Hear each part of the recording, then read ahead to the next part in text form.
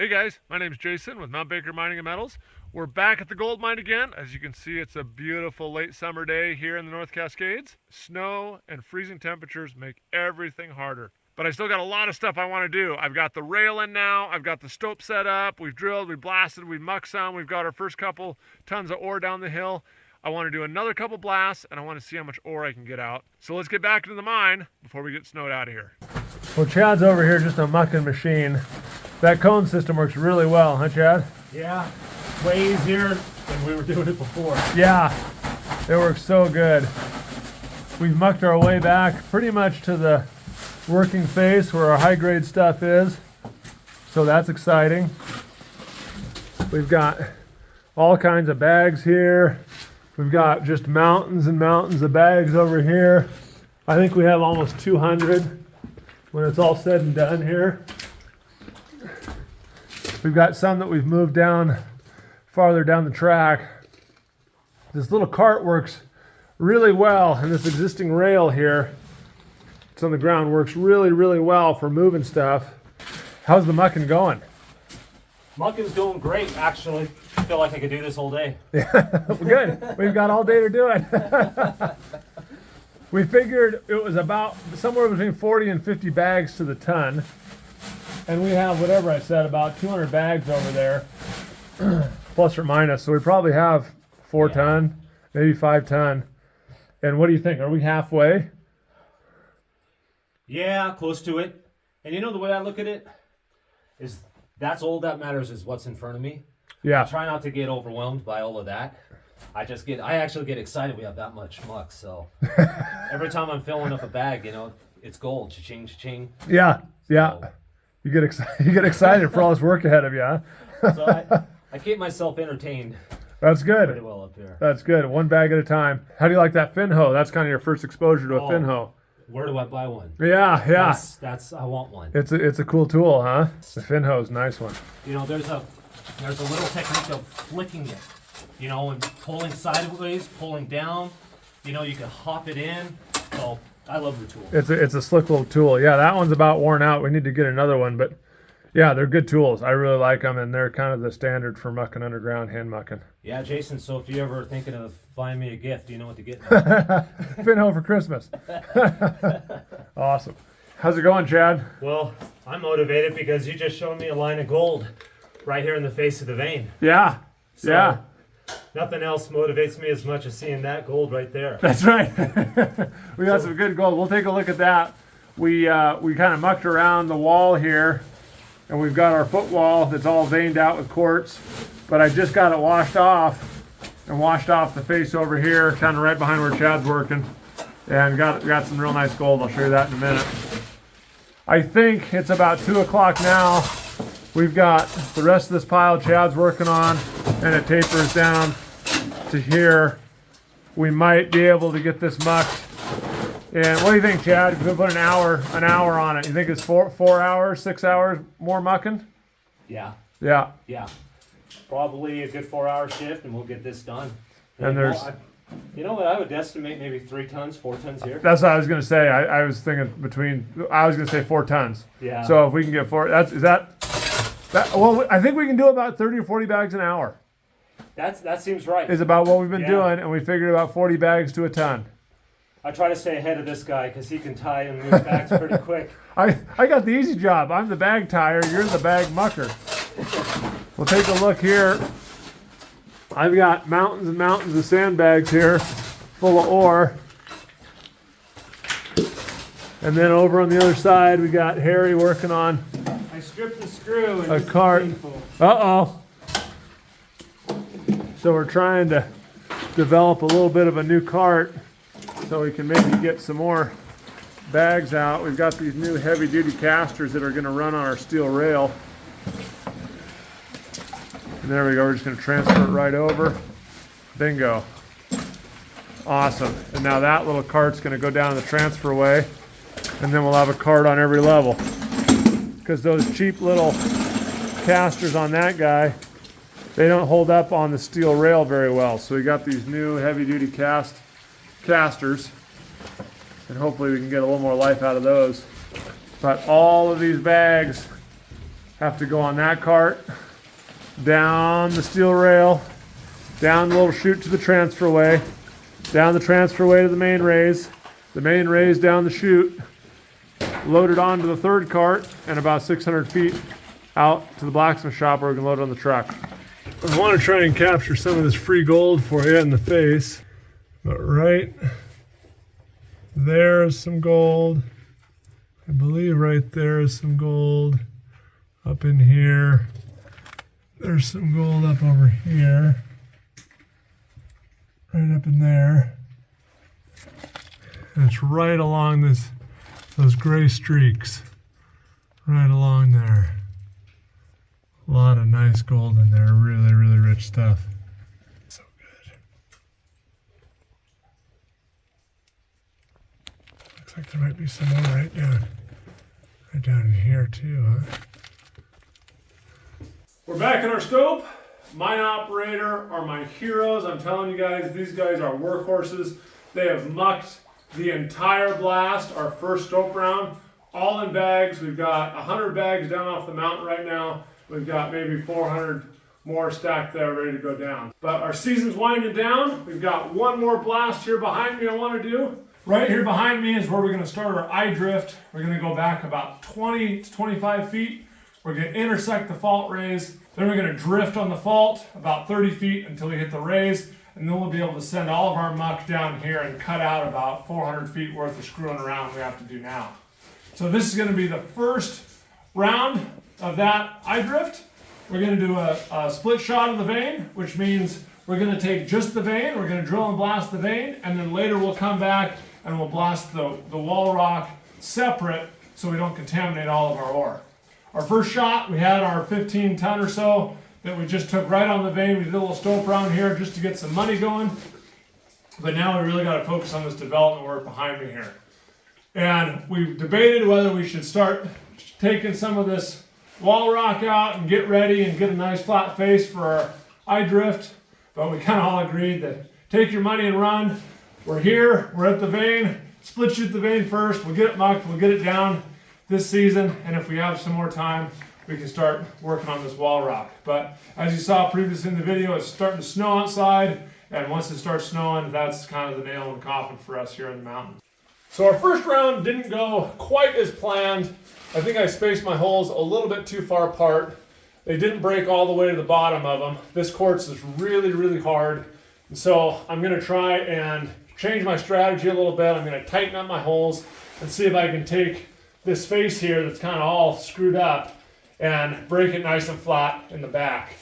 So the first thing we got to do is what's called a burn cut. And I was reading about this last night, a little trivia here. Burn cut is short for the viburnum cut, which was developed in the lead zinc mines in Missouri back in the 50s. And the whole idea is you have to drill some holes right in the center of your round that will give you somewhere for your first blast to break to. So you need a hollow spot for that initial blast to open up a hole, and then once you have that hole going, you can shoot to that hole. Because if I just drill a hole in here and I load it with explosives, it doesn't have anywhere to go. It just rifles right back out the hole. So for this cut, what I was taught is I was always taught it should look like a 5 and a dice. So a hole in the middle, and then 1, 2, 3, 4 around it. And you use the 0 hole that you don't load, and then you load the holes all around it. And that works okay, but I'm going to try a little bit different strategy. You only have one hole that's going to relieve you any of that initial blast. So I'm going to do it a little bit different. I'm going to do it like a 6 on a dice. So 2 holes, 2 holes, and 2 holes. And I'm going to load one corner with the first blast, and I'm going to load the bottom one with the second blast, or I might do 2 number 1s, because you'll have 4 holes that initial blast can shoot to, and then you've got a pretty good sized hole opened up.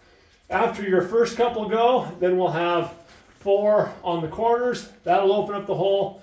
4 more around here, and then we'll have a nice big burn opened up that we can slab the rest of our round into. We're going to do about a 5 to 6 foot wide shot here. So this is going to be kind of our main workings. Once we get it developed to the raise, and then we can stope up and bring it all down into this eye drift. and we can stope that way and bring it into the eye drift. So this has got to be wide enough that we can work. We can get a slusher bucket in here in the future. So we're going to do 5 or 6 feet wide. Like I said earlier, we're going to do a split shot. So we're just going to take the vein. We're going to get in there and muck it all out. And then probably at this point next season, we're going to come back and we're going to blast the hanging wall and the footwall to give us enough space so we can have a 5 foot, roughly 5-6 foot by about a 7 foot wide drift. We're not any of these old miners that are, we're not working crouched over anymore. We're blasting enough rock so we can work standing up. The round behind me, we're going to do about a 4 to 5 foot round. The holes will be between 4 and 5 foot deep so we can flatten up that face. But I'm going to be using a 6 foot steel so I don't have to get the machine all the way up to the face. I can have it come back about here, so I'm not trying to push it in that little hole there. This is a drill steel. It has a little collar on this side. This shank goes into the drill, and the steel is hollow all the way down. And it runs water from the drill all the way up the steel down into the hole to keep the dust down. Before you put any steel on the drill, you always make sure that it blows. And that way you know the steel's clear and the water can make it down. If you don't do that and you have a little piece of junk in there, it can get shot down the steel with the water and it can clog in there, and then it's a real pain in the butt to get your steel cleaned out. The other thing I was always taught is before you put steel in the drill, you give it a good whack there a couple times, a couple of good whacks there, so you can get it all cleaned out. Give it a quick blow. There we go. Now we know our steel's clear. Now we'll take a closer look at the bits we're using. This is the bits that we use here. They're button bits. Some of the old ones were star bits or cross bits where it was just an X on the drill bit. But these are our button bits. I really like these. They last a long, long time. Typically what happens is if you're starting a stope round or something and it's vertical, you don't have a lot of room, you'll start with a 2 foot and then a 4 foot and a 6 foot steel, and you constantly make your hole deeper, and you'll always have the biggest bit on the smallest steel. Because if you have a big bit on your 6 foot steel and you drill a small bit with the 4 foot steel, you can't get it in the hole. So you always want to have your big bits on the 2 foot steel, then taper them down to the 4 and the 6, and then if you need to replace the one on the 6, you knock your 2 foot steel bit off, put it on the 4, you put your 4 on the 6, and so on. So you're always making sure that your bits will follow each other in the hole. So there's the button bit. This one's in really, really good shape. It's almost brand new. And for comparison, this is another bit that's pretty much worn out. It's still got some life in it, but it's about done.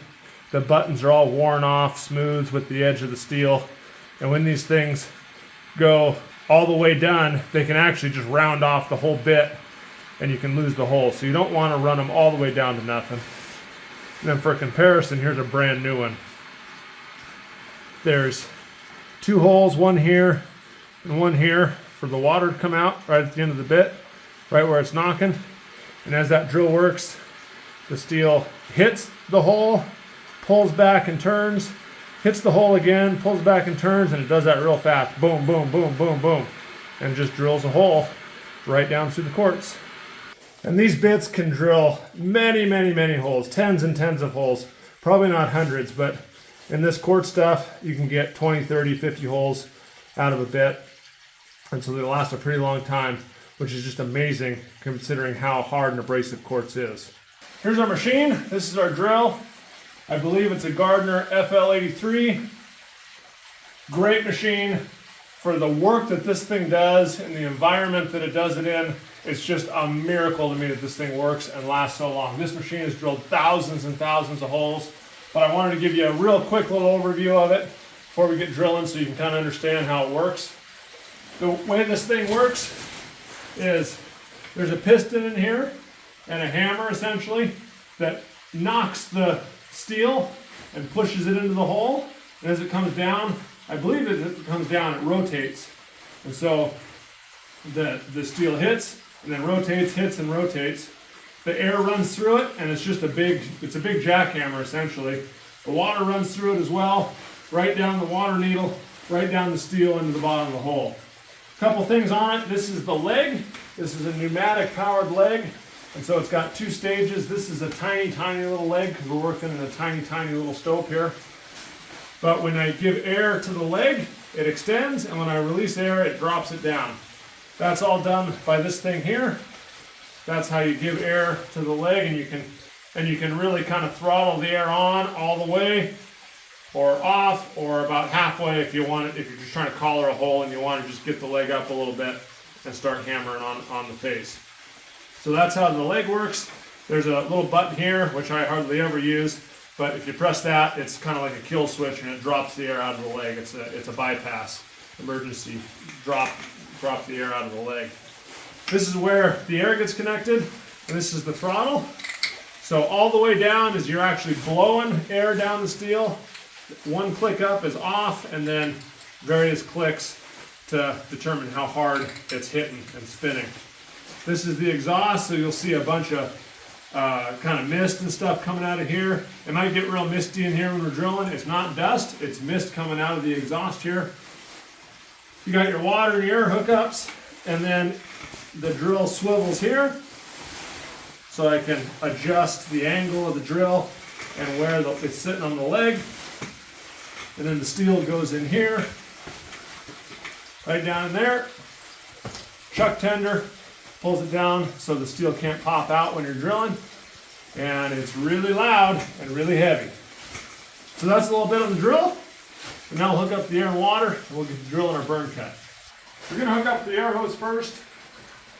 You gotta have a whip check on every connection of the hose, including your oiler.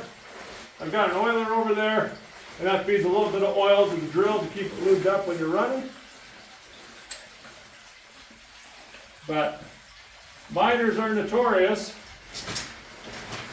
for breaking stuff and being hard on stuff. And I'm sure some of you are going to cringe when you see me do this, but this is how you tighten the air hose on your jack leg. There we go. Tight. Good. Now the water hose.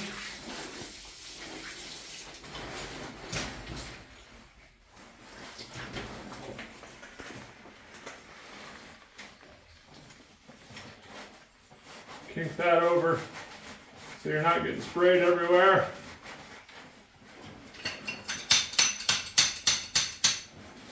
There we go. Air and water in the drill. Now I'll go turn the valve on, and we'll get to drilling.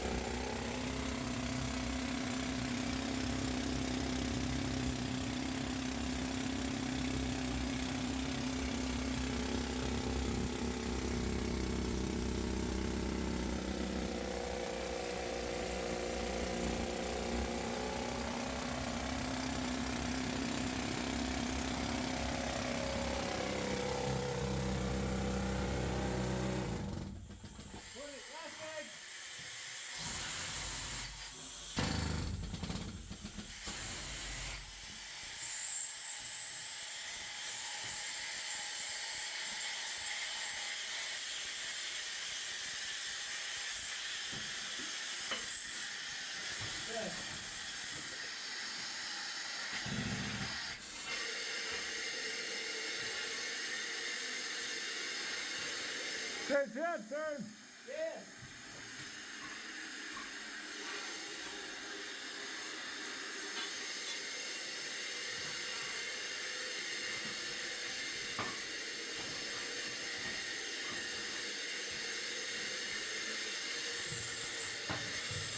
Yeah.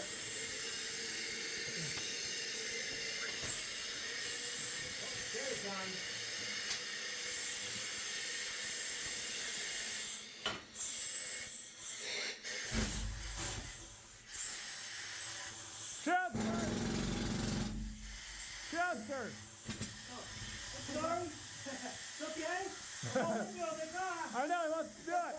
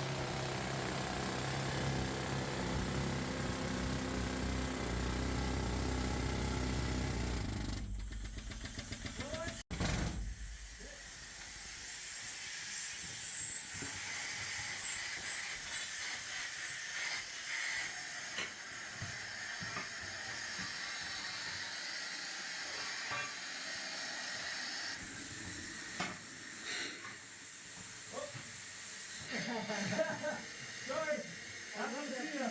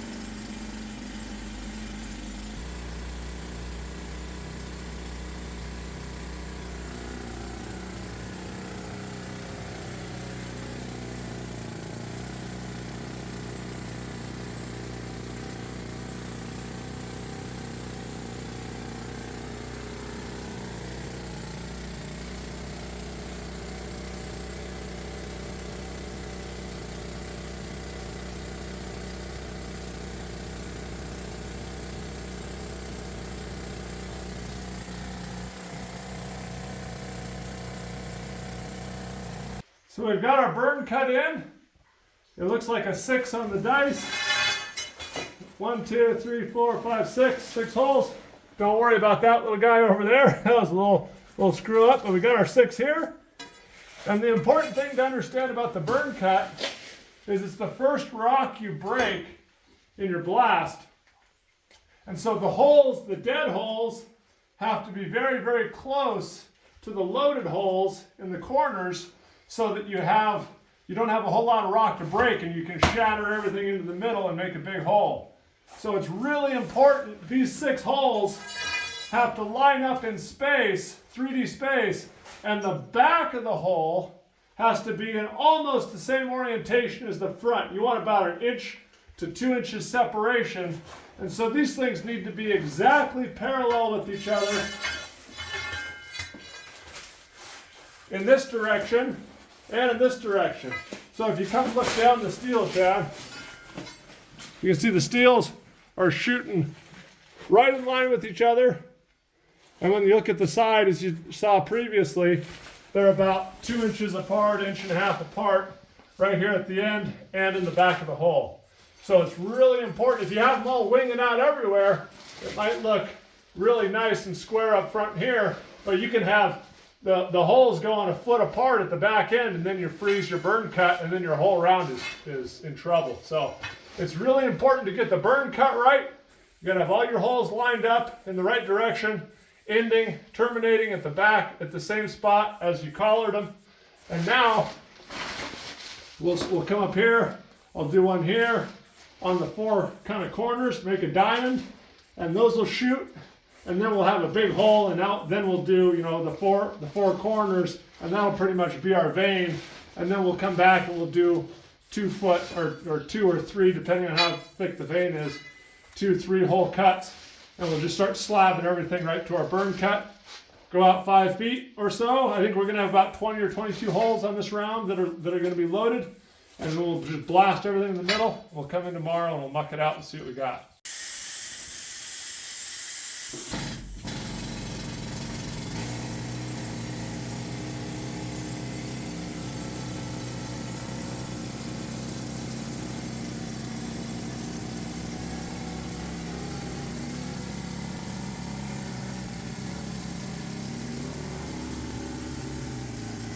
We got our round all drilled out. It took us about 4 hours. I think there's 22 or 23 holes here. So now the next step, I always like to check when I've got this big long aluminum spoon. It's just got a little hook on the end. I've checked most of these holes. They're all real good and clean.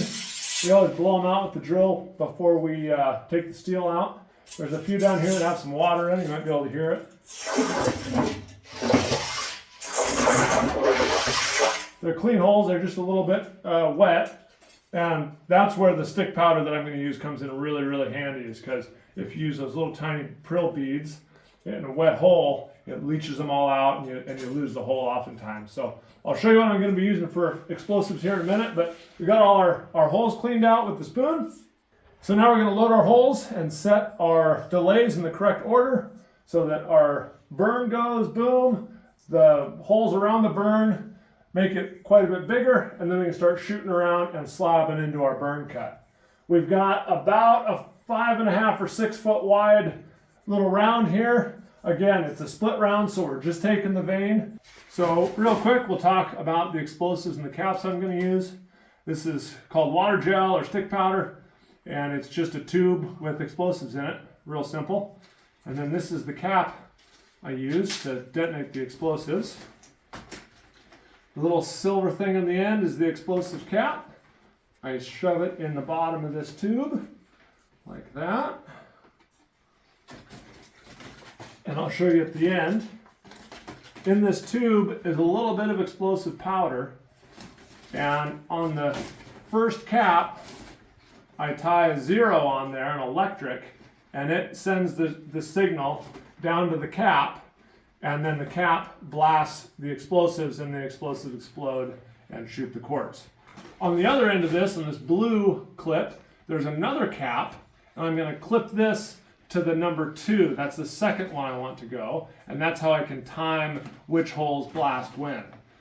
The delays are a little bit different. This is 300 milliseconds in the bottom here in the blue clip, and there's 7,000 milliseconds in the tube here. And what that does is it ensures that all of the signals on these clips get sent down to the cap in all the holes that we load before the first cap explodes. Because if this and this explode at the same time, you might be getting cutoffs, and your shock tube might get all screwed up and blasted out. So that's why it's important to have a delay on the surface that's a lot faster than the delay in the bottom of the hole.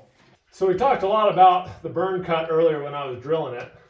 And now I'm going to load this corner and this corner, and these 4 holes I'm going to leave empty, and that's where this first blast and the second blast are going to blast to. You got to have somewhere for the gases to go. So I'm going to load the number 1 hole. You use a non-sparking push stick. A little piece of PVC works great. And then you push it at the bottom of the hole. We're going to try something a little bit different with these. We're going to use stemming, which I didn't last time. There's 2. 2.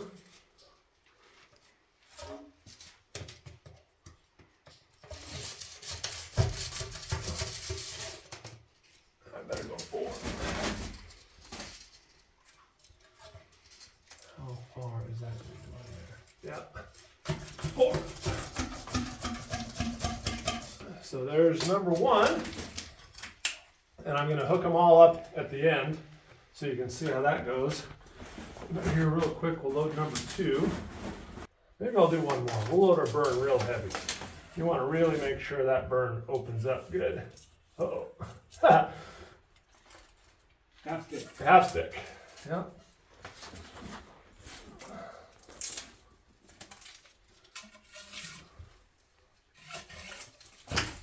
There we go.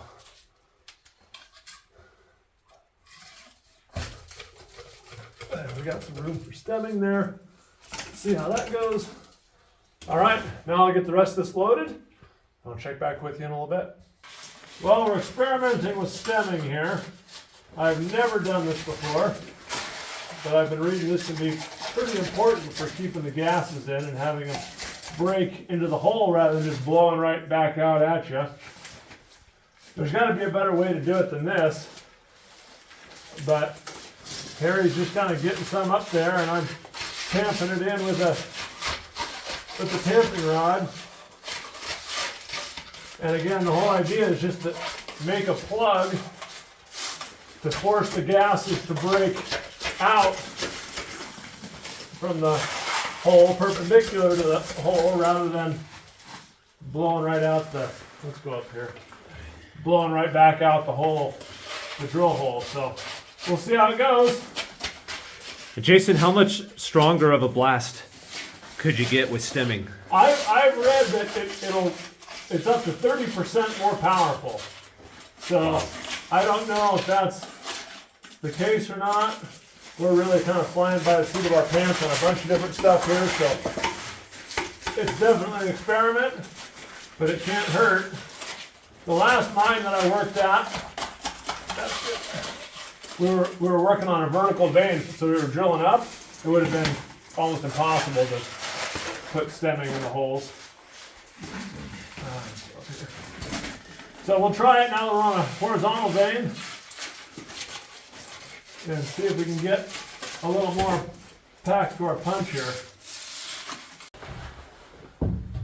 Because we have to hand muck all this stuff, we're putting a little stall wall right in front of the face. And this way, hopefully that will contain a lot of the muck so we don't have to chase it all over the stove. Now we got to hook up our shot, and this is another very important part of the process. So again, we talked about our burn cut. I'm going to shoot the burn. The first 2 corners is number 1 and number 2. So I'm going to take number 1, the blue clip on the number 1, I'm going to hook on to the number 2. That will, when this one goes, it's going to shock this tube, send a signal down the number 2 to the cap. It's going to be delayed by 7,000 milliseconds. It'll send a signal down to the number 2 clip here, which is going to be delayed 300 milliseconds. I'm going to hook this to the number 3, which is right up here. So I want number 3, actually I want these both to go together, the top and the bottom of the burn here. So I can hook 2 tubes. So I've got number 1 clipped into number 2. Number 2 is going to clip into number 3 and 4, which are technically both 3. They're going to go at the same time. I want to make sure that shock tube is right up over the cap. And now I'm going to hook the 2 number 3s. This is where it gets a little bit dicey. Not dicey, you just got to keep the ones in your hand you're working with. Now I'm going to hook the 2 number 3s to the 2 number 4s. So I've got the diamond around the burn is going to go. And now I'm going to shoot the box around the burn. Our round is all hooked up. I have all the blue caps pointing away from the shock tubes so I don't accidentally set off shock tubes in the wrong order. We're all loaded. I just have to hook up this 0 to the number 1 tube, and then we use a battery outside to light this thing off. All right, I'm ready to hook up my battery. We should hear about 6 to 8 soft booms, boom, boom, boom, boom, boom, boom, boom. And then a couple, 3 or 4 seconds later, bigger booms, boom, boom, boom, boom, boom, boom, boom.